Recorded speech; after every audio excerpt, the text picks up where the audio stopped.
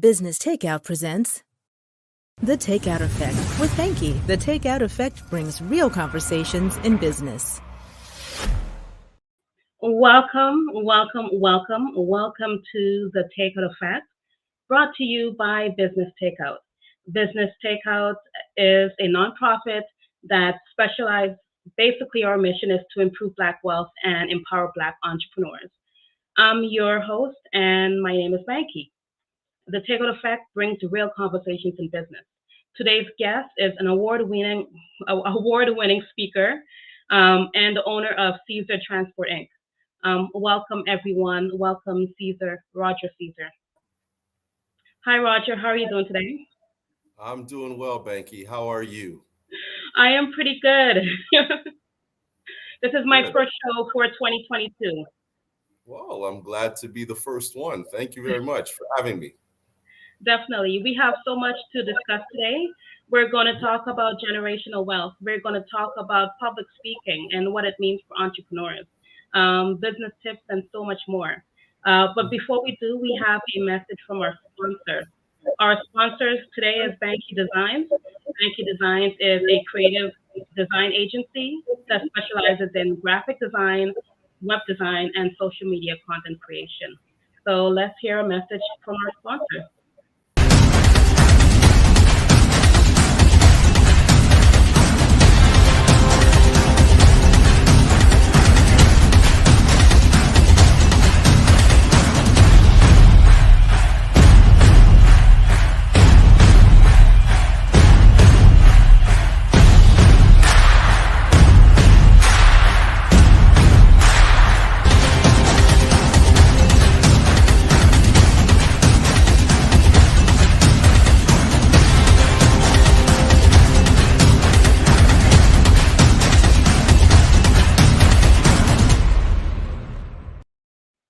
Hey, Roger, we're back.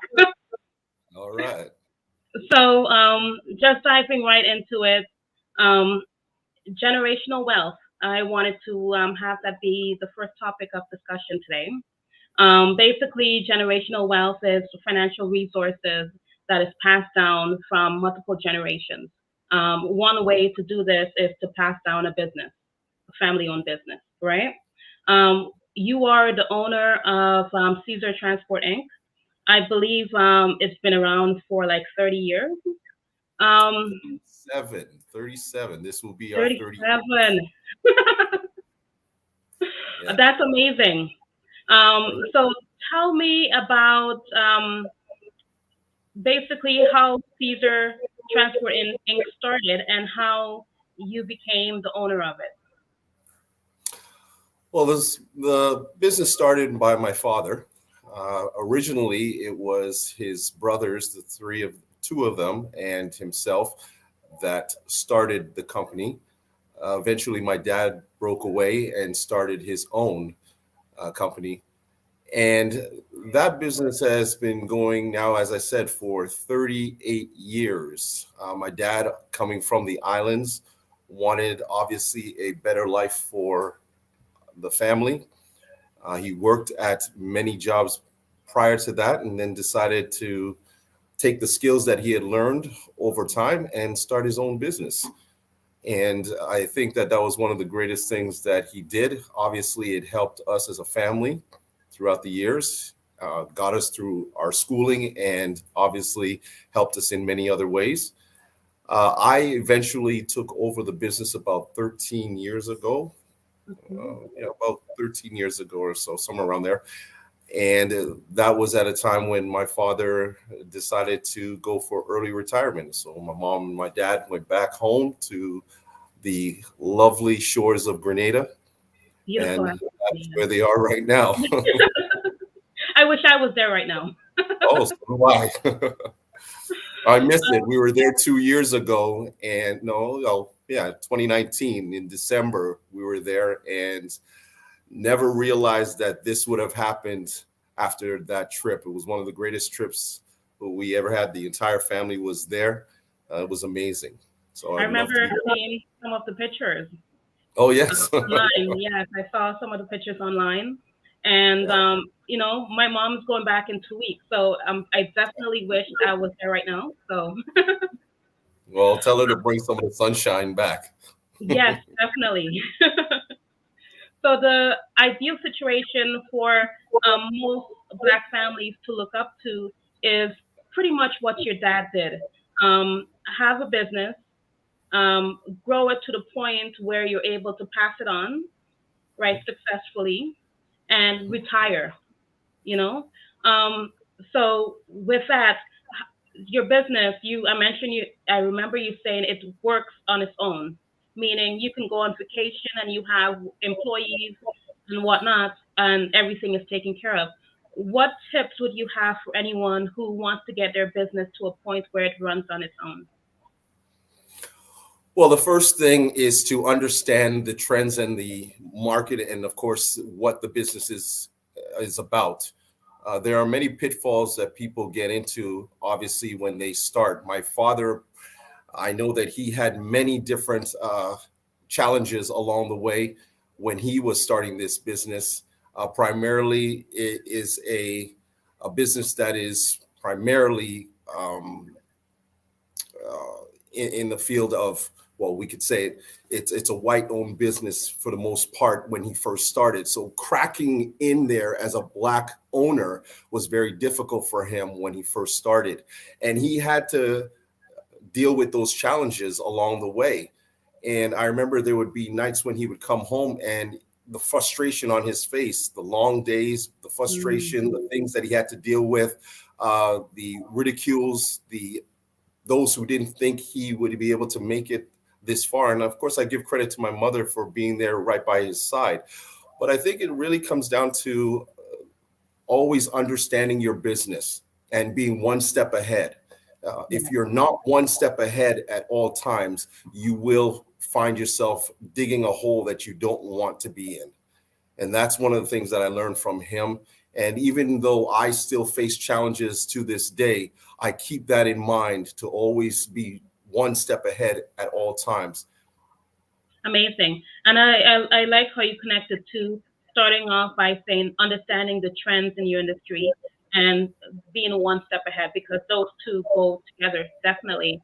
Mhm. How has COVID impacted your business? I know like a lot of businesses, especially family-owned businesses, had suffered during COVID, especially at the very initial beginning. How have COVID affected your business? Well, the beauty was we were a business that was, well, we're a service business, so we were necessary throughout this pandemic. Getting goods to customers was necessary throughout this period of time. I feel very sorry, and my heart goes out to companies that were unable to survive throughout this pandemic and still are struggling. Did I struggle? Yes, we did. We had to pivot throughout this period of time.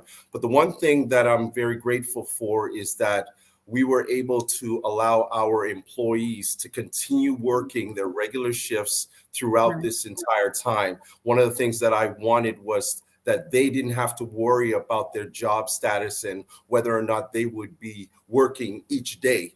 And so we try to make decisions and work around challenging times to be able to allow them to continue to work throughout this period of time. And they have been wonderful. I mean, the stress that they have been under throughout this period of time, I really tip my hat to everyone here who has went above and beyond to continue to get out there, whether it's cold outside. I mean, Monday is a prime example of that. What happened on Monday, we were out there and had to call an audible. If for those who are football fans, I had to call an audible and bring everybody back in because it was just so difficult to get around on Monday. But these guys come in and day out, and they continue to work hard, and they understand the value of having a job during this time because there's so many Yeah. people out there who are struggling and are trying to figure out where their next paycheck is coming. So my heart goes out to those individuals. Yes, definitely. Definitely. Um, Also, I wanted to go into the public speaking that you do as well. But before I dive into it, I have a quote here. It's more of a testimonial. I'm just gonna get closer so that way I can read it off properly. It says, "Roger is an amazing speaker who brings a lot of okay. Roger is an amazing speaker who brings with him, and he brings with him a lot of energy in the room. The workshop that he did for the club was very informative, and it kept everyone engaged." And that was from George Leon. He is a speaker for and Spirit Toastmasters. Um, His so check is in the mail. His check is in the mail. so diving into public speaking, I know I can tell because I've been noticing you for the past couple of years. Um, I can tell it's something that you're passionate about. There. So let me know, how did the journey start with public speaking? Well, it works hand in hand with my business. When I took over Caesar Transport, I realized that there was a quick change in how people approached me, especially executives and upper management. And the one story which I tell a lot is that one of the companies that we service and we've been servicing for almost 30 years now, they had change in management. And when I walked into one of the new manager's office, I introduced myself, told them who I was, said that if there's anything that you need, don't hesitate. I'm here to help you. And he just stared at me with this blank look on his face. And then what felt like maybe 5 minutes was only like literally 30 seconds. And then he finally said, "Thank you." And I tried to generate more of a conversation, but it just was not working. I found out that he was more of an introvert, and I had never dealt with anyone like that before. So when I went back to my office and said a few things that I cannot say on air, I realized that I had a problem, and I wanted to feel comfortable anywhere, any place, at any time, and never feel intimidated at any situation that I'm in. So when I walk into a boardroom, I can feel confident. When I'm dealing with my employees, I can feel confident. When I just on everyday life in terms of going out there and speaking, I can feel confident to do so. And that's when I joined Toastmasters for that very reason. Okay. You I mentioned have to something. give that gentleman credit. I give that gentleman credit. He doesn't know it up to now. Maybe one day I'll sit down and I'll tell him, "You're the reason why I've had success in public speaking."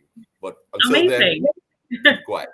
Sometimes people that come into our lives have no idea how even a small thing that 30 seconds might impact you and change your life in a different direction and for the better, you know? Of And course. I think that's always something magical, I think.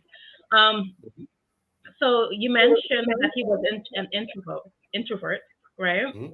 And I thought that was interesting, and it got me to think about emotional intelligence, right? Just understanding that people are different, the psychology of people are different. Everyone as an individual is different, and they have different elements of them Mhm. that may bring communication barriers if you don't understand who they are or where they're coming from. Um, as a being in public speaking and engaging with a crowd, Mhm. does emotional intelligence play a role in that? Do you need to understand your audience Oh, before of going course. on stage?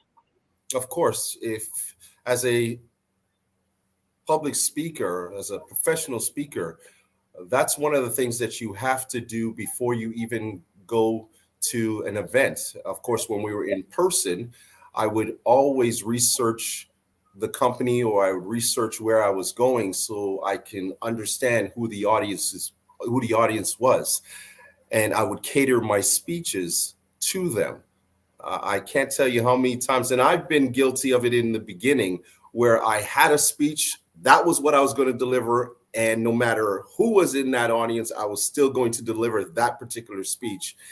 And I learned very quickly that sometimes, whether it's something that might offend someone or maybe the topic at the time that you're speaking about doesn't resonate with people. So it's very important to understand who you're speaking to as a public speaker, as a professional speaker. Know your audience. Okay. And as an entrepreneur who is wanting to, well, let me just rephrase the question. As an entrepreneur, how can public speaking improve their business? Well, I just proved that to you with regards to the situation that happened to me when I first started. That was the single most important decision that I made in learning and going and getting the help that I needed with regards to my public speaking. It allows me to walk into a room and to warm up a crowd.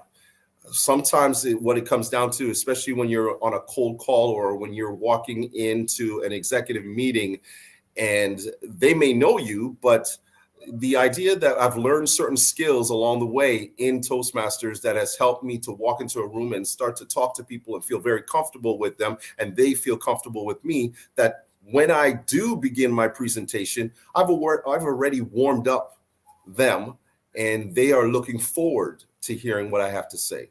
So these little skills that we've learned in Toastmasters, and this would be considered the table topics, and that's another conversation all on its own. But it's that, in its simplest form, it's that elevator pitch that you do, right? It's understanding how to generate a conversation with somebody for maybe a minute or two, and knowing how to do that. And that carries over to those situations that I was talking about as an entrepreneur, being able to walk into a room very confident in myself, very confident in what I have to say, and then delivering it to them, knowing that I was able to warm them up by the way I introduced myself when I first walked in. Amazing. Amazing. So in terms of, in terms of any tips, is there, we already discussed a few of them. Is there any other tips you want to give to anyone who wants to get into public speaking? Well, first and foremost, it wasn't something that I wanted to do. I ended up having to do it. For those who want to be public speakers or want to become professional speakers, I would join an organization like Toastmasters. I know that there are many others out there, but for me, I can only talk about Toastmasters. It is a great organization that helps you with your communication and leadership skills. It allows you to not only learn how to articulate yourself when you have to go on stage or obviously in an office setting if you're doing presentations, but it also adds the element of teaching you how to be a leader with different roles that are taken on during meetings, different projects that you have to work on. It allows you to learn those leadership skills as well. So before you know it, within a month or two, maybe 3 months, you're doing projects, you're taking on roles, you're doing speeches, and you're looking back saying, wow, I didn't realize I can do all of this. And that was me. And then it's getting a great mentor, someone who has been there for a long period of time that can help you and guide you along the way to go through those little pitfalls, those ups and downs that you might have to go through. Once you get that, and then you start to look at others who have already paved the way, the sky's the limit in this field. I'm going to get to the comments. There's a few comments, but before I do, I wanted to really talk about some of your accomplishments as a public speaker. So I'm looking at the top 3 world championship.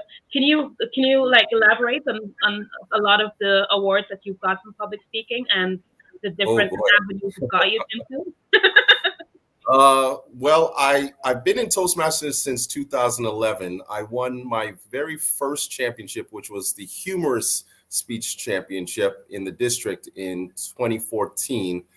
2015 and 2016, 2018, and 2021, I won the international speech contests. I was a 4-time semifinalist at the World Championships of Public Speaking. And of course, this year, I was able to crack the final stage, get to the final stage, and I placed 3rd in the world at the World Championships of Public Speaking. So Nice. that is in a nutshell, along with other various awards that I have won along the way, including Toastmaster of the Year, President of the Year for my executives in my clubs. I have done a TED Talk as well. Nice. And oh yeah, that was fun. I've done a TED Talk and had various opportunities to speak at different organizations, and it's been a wonderful ride so far. And still Amazing. going. So in terms of how have you celebrated your whenever you win an award or your accomplishments in general, how do you celebrate them? Well, I'd like to go to Disney World. Start with that. But no, I think what it comes down to, especially with this one that happened this year, I think for all the hard work that I put in and those who were there helping me along the way, my coaches and individuals, friends that were helping me and family that were helping me with regards to this, it was an opportunity for me to celebrate with them. They put in the work as well. They helped me to get here. I didn't do it all by myself. Obviously, there are nights when I am by myself doing the hard work behind the scenes, but they also help. So the celebrations were more of, whoo, we did it. After climbing this mountain over and over again, we finally got up here, and it was an opportunity for us to enjoy it together. But after that, this whole entire run has been exciting. The journey, getting to go to different places, obviously virtually now, but visiting different countries around the world has been amazing, right? Nice. But that's what it is for me. I'm just enjoying the ride. Amazing. So we're going to get to some of the comments. I wanted to ask you one other question, but before we do that, let's just get to the comments. Yes, that introductory music was really good. Thank you, Ashton. I'm glad you're talking about generational wealth because Special Olympics used my life to gain generational or wealth. At the end of the day, my mom is gone and is not here to take care of me. My mom died yesterday. I'm really, really sorry to hear about that, Ashton. Hear that. My condolences to you and your family. Condolences to you. Cocktails with LA. How did you go from Toastmasters to paid speaker? Good question. A lot of hard work going out there and obviously taking those little bumps along the way. And by bumps, I simply mean those free gigs that you had to take so you could get yourself out there, get your name out there. It's very funny. I've heard that it's a completely different element in the States as it is in Canada. Sometimes in the States, if you are popular or if you get your name out there really quickly, you can make a boatload of money in public speaking and professional speaking. In Canada, it's a little slower. You have to work a little harder, but I have been able to finally crack that level, so to speak. And right now I've been getting opportunities to speak in different companies, getting opportunities to go to different places. And obviously once things start to open up, I know that those opportunities will continue. Yeah. And it's just getting your name out there, constantly pushing your brand. Getting your brand out there and trying as hard as you can. I have always said that I'm not the most technological person, but I do have a lot of technological people around me who help me. And I go out there, and once I speak, a lot of people get to see who I am as a speaker. And that's where it goes, word of mouth and everything else along the way. I know one of my challenges is public speaking, right?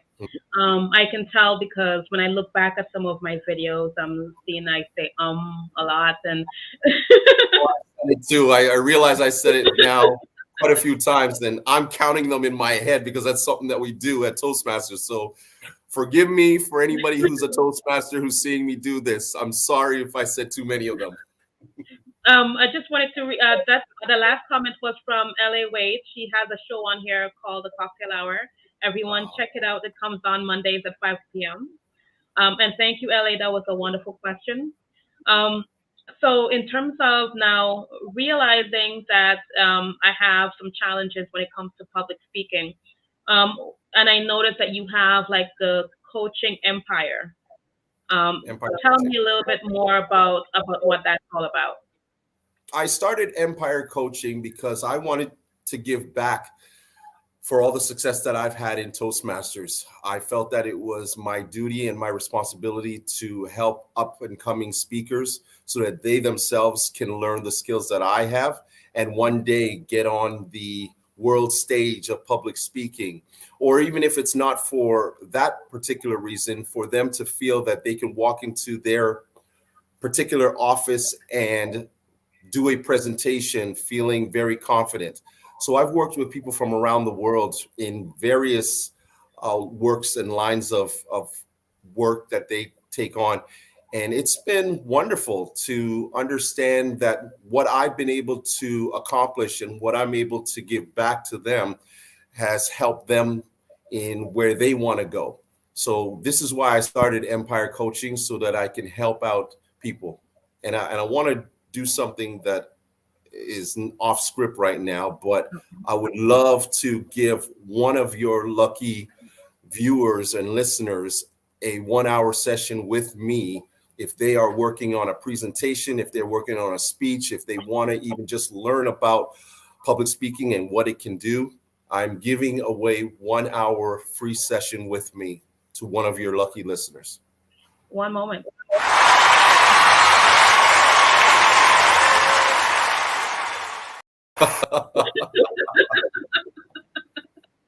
Awesome. We will talk about more about how that will happen. I will replay it on Instagram. I'll do a clip. I'll do it play it on Instagram, LinkedIn, and Facebook, and we'll see how we can select that one person who can win this wonderful gift. Thank you. No problem. And yes, LA is like yes. In previous comments, she also said that she's proud of you in a previous comment that she made on here. Proud of you, Roger. Thank you so much. Thank you so much, LA. So we're about let's go into work-life balance, because you are a husband, you have kids, you're doing the public speaking, and you're running the Caesar Transport Inc. How do you do it all? How do you manage it all? It's taken a lot of time to understand and to appreciate how to work with everything that's going on. My days start at 3 o'clock in the morning, sometimes don't end until about 11 o'clock in the evening. And there were times when it was very difficult for me, but I have learned throughout my period of time how to balance that out. I mean, I'll say it right here. A 1-hour nap during the day is so amazing to be able to do that, just to get a power nap in there. But I've had to learn, because this is a passion. Work is work. Speaking is a passion. And for me, when I get on stage, whether it's in person or virtually, it's an opportunity for me to give back to that audience who took 20 minutes, an hour of their time to come and see me speak. So when I'm at work, it's all about getting our job done, going out there, making sure that our customers are satisfied with what we do here. But when it comes to my speaking, it's about them. It's about the audience. It's about me enjoying myself. And I think that when people see me speak, that's what they often say to me, that they feel my energy. They feel the way I am. And, with my kids and everything, they've been very supportive in helping me with regards to understanding that dad is trying to do something here that has never been done. And with regards to having this business that runs for 38 years and then trying something brand new in the middle of his life that he wants to try out. And they've been very supportive of it and even have Nice. helped me on my speeches. So I got to give them credit.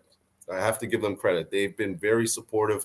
They've helped me so many times. I mean, my semifinal speech, my daughter was instrumental in the beginning of that speech. So I've always said I've been very public with regards to that. I love the idea of having them who are not Toastmasters give their insight, and sometimes it works. Yes, you know what? Kids give great feedback. They do. Yeah. No matter Yeah. what age, teenagers, 4-year-olds. It doesn't matter. It doesn't matter. I think the beauty of children, and especially when they're younger, mine are 16 and 26, but especially when they're younger, they just say whatever they want to say. Yeah. And they don't care. It's But the sometimes innocence of it all. it's the best feeling to hear that, because we don't do that as adults. We're so worried about offending anybody or saying the wrong things or speaking out of pocket, so to speak, and we don't want to. But kids will just tell it like it is. Boom. Yeah. Like it or hate it. Exactly. We're about to go into a game. The game is called Business Confession.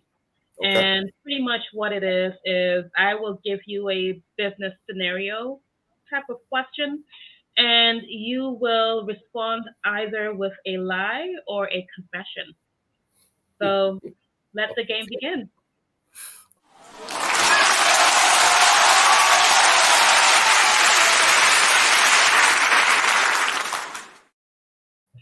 Okay, Roger, tell me about a time where you went above and beyond to please a client. Well, I had a situation happen a little over a year ago where a customer was desperately needing a skid of products. And the problem is that they did not have a dock to get this in, and they were in a high-rise building. It was on the 30th floor of the building. It was in the middle of winter. And we talked for a brief while trying to figure out which way we can handle the situation.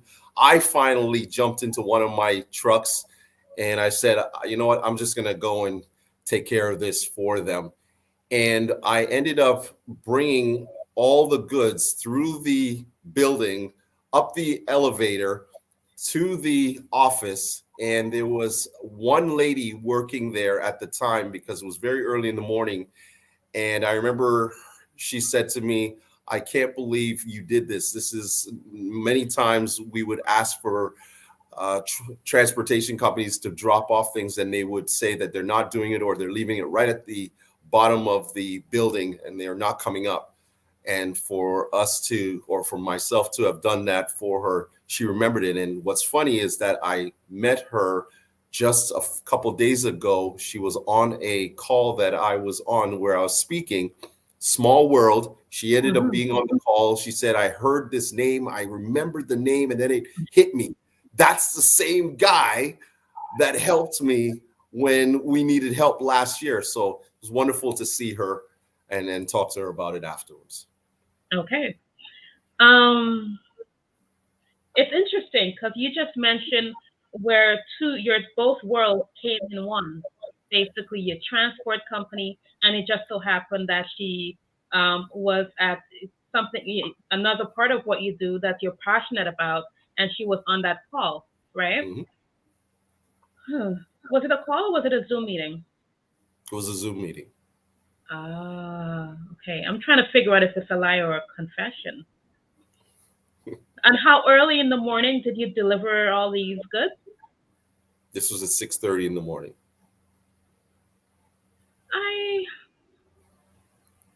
I think I'll go with confession. Yes. Yes, it's a true statement. Yay. Yeah, small world. I didn't expect to see her on that call. And she told everybody that happened. And I was shocked. So To anybody out there who's a business owner or is in the service business, be good out there. You never know who might be coming back around to talk about you. That's true. Definitely. Yeah. So before we go, I wanted to know, in terms of your future, 5 years from now, 10 years from now, where do you see yourself in the future? Well, I had said that in 2020, when 2020 started, I had said I wrote on my mirror in my bathroom, I wrote 2020 Roger Caesar International. And Nice. I have stuck with that. I want to be, once obviously never expected COVID to happen, but I still have been able to show and be out there internationally through the online presence. But my entire thing is to be on a world stage somewhere in Australia or in South Africa or somewhere on a stage with thousands of people and Nice. motivating and inspiring people. And with regards to this business, 5 years, I am hoping that we continue to grow, continue to build ourselves as a generational wealth, and that my kids who are going in their path right now, and it's just, and I'm very proud of both of them in what they're choosing to do, but they have learned about this business as well. They have it in their back pocket to know that it's there for them, and that we will continue to keep the generation going in some way, Amazing. shape. Okay. Well, I'm looking forward to seeing you on an international stage. Um, Yes. how can anyone reach you? You can reach me first on my website, rogercaesar.com. I am on LinkedIn as well. I am on Instagram. My handle is caesar.empire. And you can email me at any time at caesar.empirecoaching@gmail.com. Amazing. Roger, it's been a pleasure speaking with you today. Looking forward. Awesome. Thank you.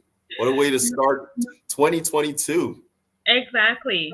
And for everyone who's watching, if you enjoyed the show, please like, subscribe, and share on YouTube, especially if you're watching. And thank you, everyone, and see you next week. Have a great day. Thanks, Roger. Take care. Bye-bye. Bye. If you enjoy our programming and want to help support Black entrepreneurship, please donate today. www.businesstakeout.com/donate.